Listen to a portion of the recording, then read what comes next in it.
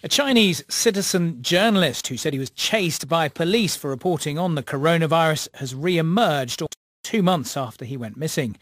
Li Zihua travelled to the city of Wuhan, where the outbreak started in February. He was one of 3 citizen journalists to disappear there. Mr. Li said in a video which was recorded a week ago but only posted on YouTube yesterday that he was forcibly quarantined for 2 weeks after he was arrested. Our China media analyst Kerry Allen can tell us more about this. Kerry, give us the background to what he was up to.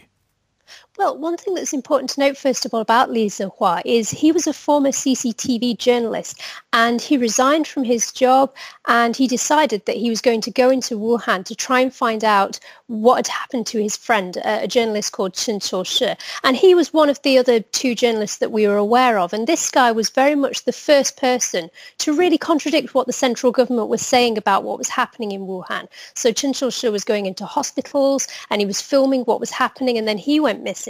So Li Zihua went there to try and continue his legacy, so to speak, and to show not what the government wanted people to see, but what he saw as the real what was happening in Wuhan. And what does he say happened to him? Well, there's a clip here that we're going to play for you. So this was from this latest video, and he says, "I arrived in the police station in Wuhan City." 乘警车抵达了武汉市青山区八大家派出所。 I arrived in the police station in Wuhan City. After collecting information, including fingerprints and DNA, I entered the inquiry room and I was summoned as a suspect of disrupting public order. I was later told I wouldn't be punished, but because I'd been to what was described as epidemic-sensitive areas, such as crematoriums, I was put in quarantine.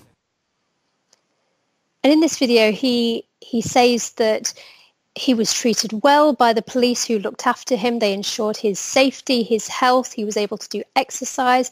But the video in itself is very interesting. It's very different to what we've seen of his previous videos. I mean, the last video that we saw, he was literally, it was called SOS, and he was in a car chase. He said that the police were chasing him. He was speeding up. He was frightened.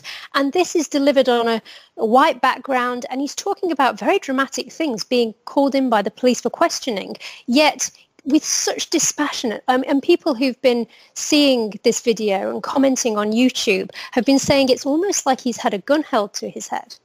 Kerry, many thanks indeed. Kerry Allen there, our China media analyst.